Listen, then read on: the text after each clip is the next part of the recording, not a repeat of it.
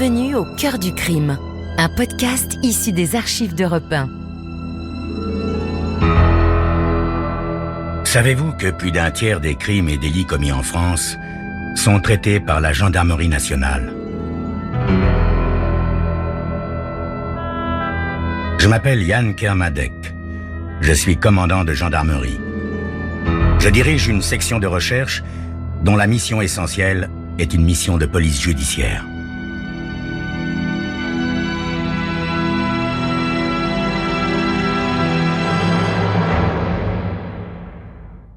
L'histoire que je vais vous raconter est une histoire vraie. Tous les faits sont réels et se sont déroulés en France. Seuls, les noms des personnes et des lieux ont été changés.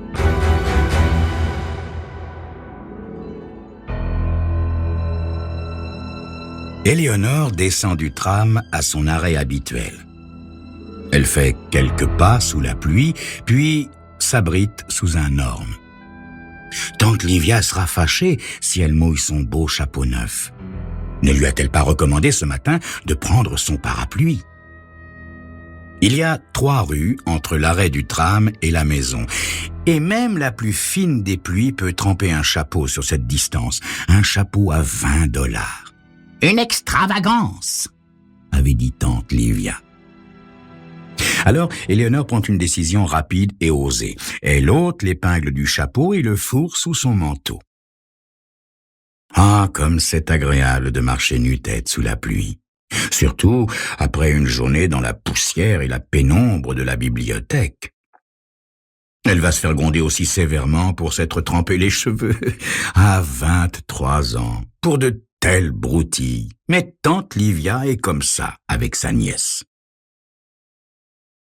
Éléonore marche doucement pour jouir complètement de cet instant de bien-être. Enfin, elle arrive à la maison. Une grande maison de briques parcourt l'allée sans se presser.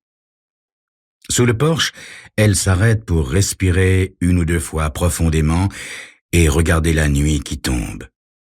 Puis, tristement, elle ouvre la porte, résignée. Le silence. Un silence palpable la frappe au même instant. Toujours, ou presque toujours, l'oreille fine de tante Livia ne met pas plus d'1 seconde à entendre le bruit de la porte, et aussitôt sa voix autoritaire de demander « Éléonore, c'est toi ?» Mais là, rien. Rien, pas d'appel. Éléonore sait bien que tante Livia surveille toujours la pendule, inquiète du moindre retard de sa nièce. Où est-elle alors? Dans le vestibule sombre, Éléonore accroche son manteau et son chapeau. Il n'a pas trop souffert. Puis elle se regarde dans la glace. Ses cheveux sont mouillés, mais pas tant que ça. Elle les arrange un peu, s'arrête brusquement, envahie soudain par une drôle d'impression. La maison n'est pas simplement silencieuse, elle est froide, glaciale même. Sans son manteau, Éléonore frissonne. « Tante Livia? Tante Livia ?» Seul le silence lui répond. C'est étrange. Tante Livia ne quitte jamais la maison à l'heure du dîner, à l'heure où sa nièce Éléonore et son neveu Bertie rentrent de leur travail. « Bertie !» crie Éléonore d'une voix plaintive. « Bertie !» Rien. Rien sauf la grosse horloge comptoise du salon, mais aucune respiration. Personne ne respire dans la maison. Sans savoir exactement pourquoi, Éléonore est maintenant effrayée. Alors elle commence à chercher. Le salon est obscur et vide. Pareil, la salle à manger et la cuisine. Terrorisée, Éléonore commence à grimper l'escalier pour aller voir dans la chambre de sa tante. Chaque marche qui craque déchire le silence oppressant. La porte de la chambre de tante Livia est fermée. Aucun rayon de lumière ne filtre de dessous. C'est bizarre, ça. Tante Livia laisse toujours sa porte ouverte pour savoir tout ce qui se passe dans la maison. Est-ce qu'elle dort? Non, c'est impossible. Tante Livia, dit la jeune fille en frappant doucement. Tante Livia. Pas de réponse. Alarmée, elle tourne le bouton et pousse doucement. La porte ne résiste pas beaucoup, enfin, pas longtemps. Éléonore, pressentant un malheur, est complètement paniquée. Elle sent quelque chose de long et de grand qui bloque légèrement la porte. Elle insiste jusqu'à ce que l'ouverture soit assez grande pour la laisser passer. La pièce est dans le noir. Une nouvelle fois, elle constate qu'il n'y a pas de respiration. Livia ne peut pas être là. Mais qu'est-ce que c'est que cet autre petit bruit? Tante Livia! Puis, alors qu'elle tend l'oreille, c'est un autre sens, son odorat, qui est soudain brutalement alerté. Le gaz! Ça sent le gaz! Éléonore hurle, pousse la porte pour l'ouvrir en grand, cherche à tâtons l'interrupteur. La faible ampoule du plafonnier lève le voile dans la pièce. Tante Livia est bien là, immobile, étendue sur son lit. C'est l'arrivée de son frère Bertie qui sort Éléonore de sa torpeur. Alerté par les hurlements d'Éléonore, il arrive en courant, puis, en entrant, il met son mouchoir sur son visage et court jusqu'au radiateur à gaz. Enfin, Bertie ouvre la fenêtre de la chambre. Il se penche sur tante Livia. Éléonore, impuissante et anxieuse, attend. « Elle est morte, » dit Bertie. « Tu es sûr ?» « Certain, oui. T'as qu'à vérifier. Elle est froide comme la glace. Viens la toucher. »« Non, je ne peux pas, » dit Éléonore frissonnante. « Mais il faut appeler un médecin. »« Non, c'est pas la peine, puisqu'elle est morte, » répond Bertie. « Mais il y a quelque chose à faire, voyons. Il faut un certificat de décès. »« On a le temps, » dit à nouveau Bertie. Assise maintenant dans le salon, Éléonore sent un vide immense et mystérieux l'envahir. Le visage de Bertie porte les stigmates de l'angoisse. « Elle s'est suicidée, » dit-il après plusieurs longues secondes de silence. « Mais pourquoi ?» fait Éléonore dans un souffle. « Bah, c'était une vieille femme malade. Tu sais, c'est à 60 ans que commencent les maladies graves. » Mais enfin, Bertie, si elle avait eu quelque chose de grave, elle nous l'aurait dit. Tous ces bobos imaginaires n'étaient qu'une arme contre nous. Ah oui, ça, elle savait nous rappeler la dette qu'on avait envers elle, son sacrifice, tout son héritage dépensé pour nous, pauvres orphelins, recueillis généreusement par elle, cette chère tante Livia.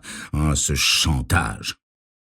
Si tu te le rappelles, elle a commencé à se plaindre de sa santé depuis que nous sommes en âge de travailler, donc de lui échapper, depuis que je travaille à l'usine et toi à la bibliothèque. Nous ne pouvions pas nous en aller de cette baraque et abandonner une femme malade qui avait sacrifié toute sa vie pour nous, n'est-ce pas? Oui, bien sûr, dit Éléonore. Tu n'as pas complètement tort, mais alors, pourquoi se serait-elle suicidée? Pour nous libérer. Ah? Tu crois, Bertie? Après avoir passé toutes ces années à nous retenir, elle aurait voulu nous libérer? Mais peut-être qu'elle était très malade, dit Bertie. Éléonore se lève. Je vais voir si elle n'a pas laissé un mot justifiant son geste. Éléonore entend dans l'escalier le pas de son frère qui la suit. L'odeur de gaz est toujours aussi insupportable. Éléonore rassemble son courage et pénètre dans la pièce.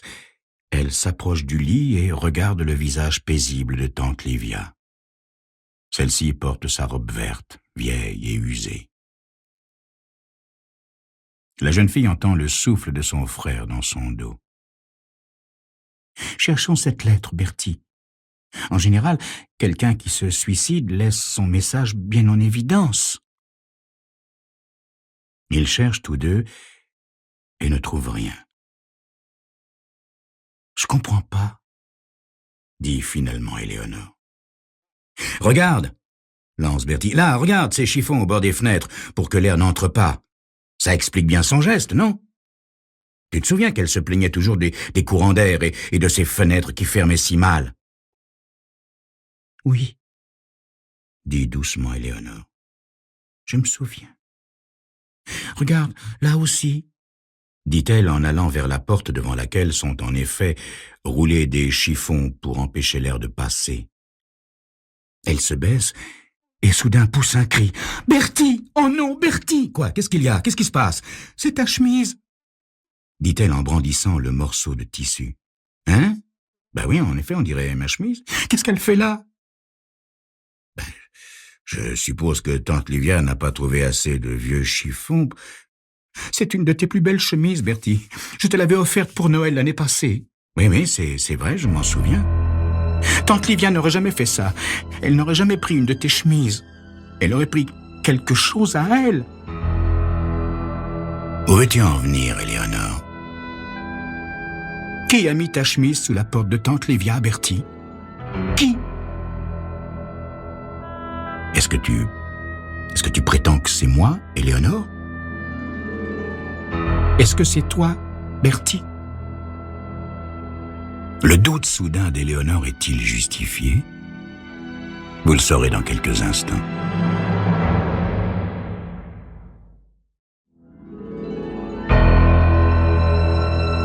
Tante Livia est retrouvée morte sur son lit. Suicide ou crime? Éléonore, malgré elle, mène l'enquête. Pendant une éternité, Éléonore et Bertie se toisent sans respirer. Finalement, Éléonore va jusqu'à la porte et s'agenouille pour l'examiner. Regarde, Bertie, il y a une fente de 3 centimètres entre le plancher et la porte. Tu as d'abord calfeutré les fenêtres, puis tu es sorti. Tu as fermé la porte et tu as poussé les chiffons avec un bâton ou une règle, je ne sais pas. Comme tu ne voulais pas rouvrir la porte, tu as pris la première chose qui t'est tombée sous la main. Ta chemise. Bertie essaie de sourire, de prendre la démonstration de sa sœur comme une plaisanterie. « Tu joues les détectives maintenant ?»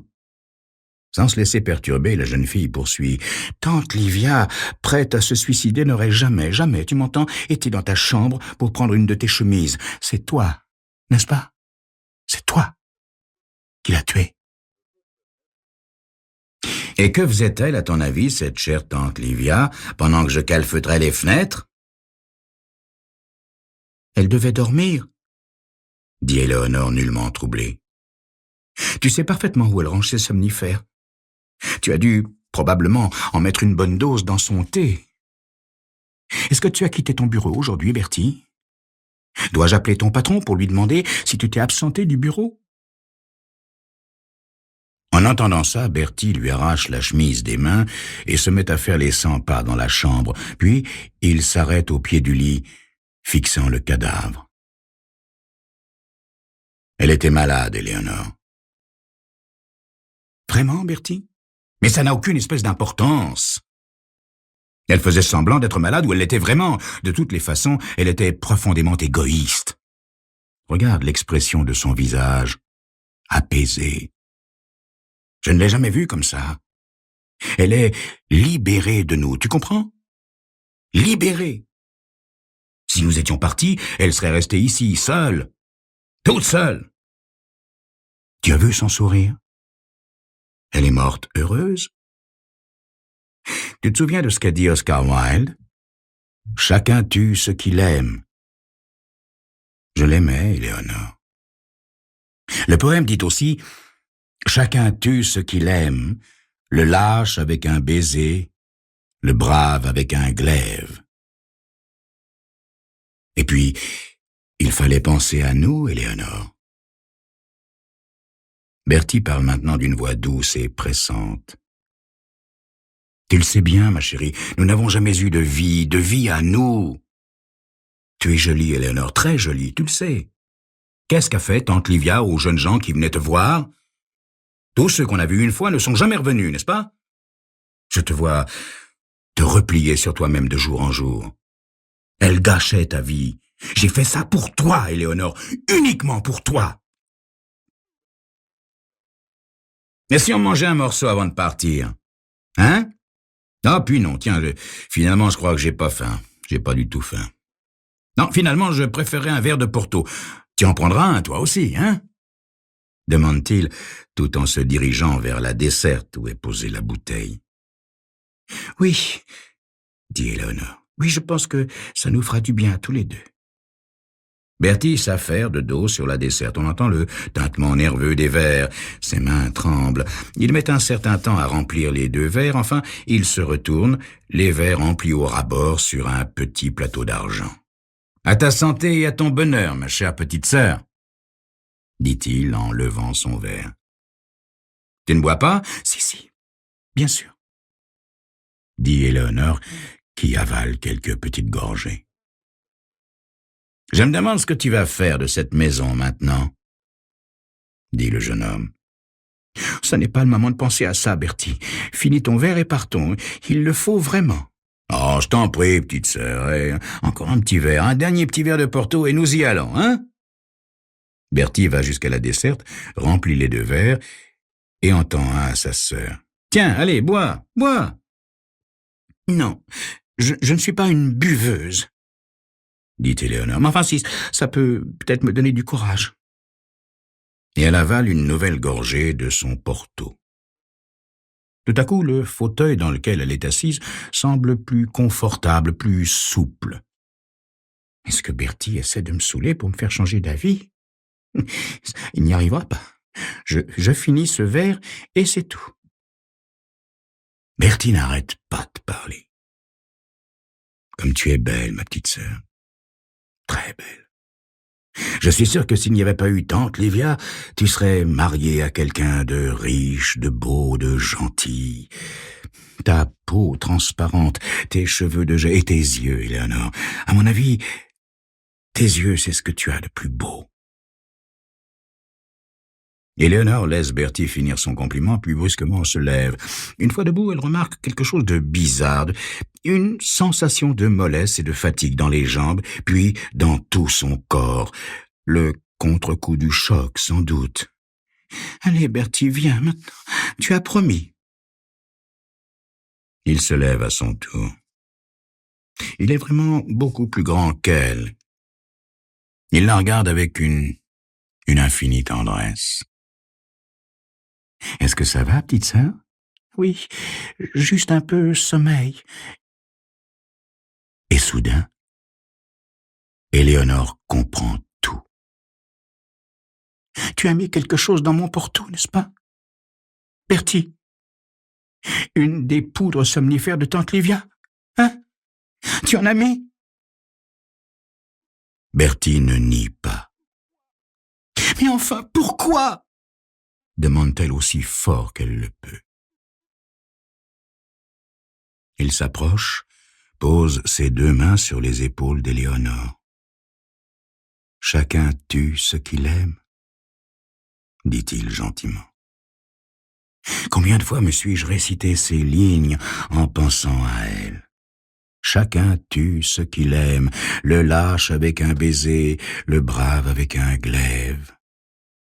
Tante Livia nous a tués avec ses baisers. Elle était lâche, elle nous a étouffés. Oscar Wilde avait raison. L'amour d'un brave est infiniment meilleur. J'aimais notre tante. C'est une main pleine d'affection qui lui a donné la poudre, qui a calfeutré avec les chiffons et qui a ouvert le gaz. Et tu vas faire la même chose pour moi, Bertie? Oui. Parce que je t'aime, Éléonore. Je ne peux pas te laisser seule avec ce cadavre et moi en prison.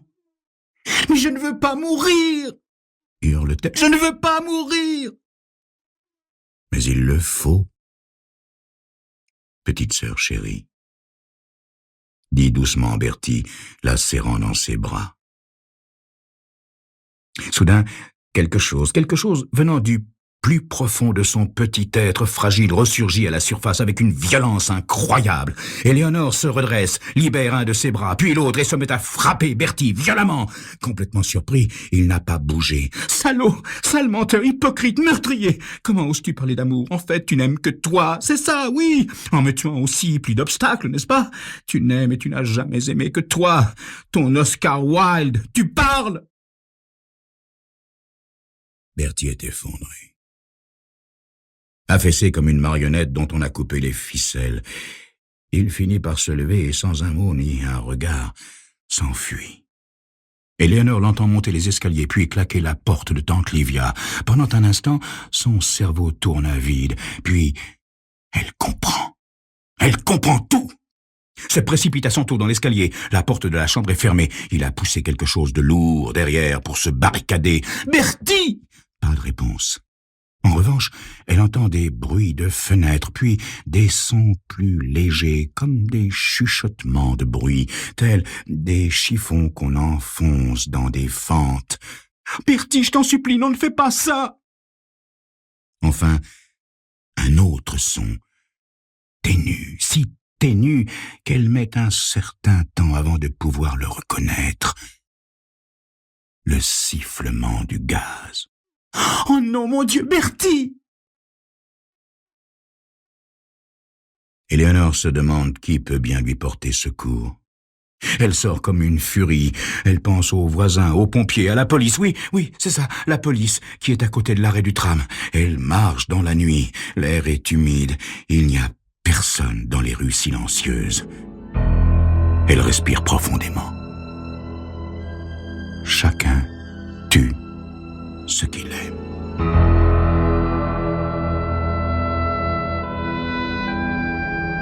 Vous venez d'écouter Au cœur du crime, un podcast issu des archives d'Europe 1.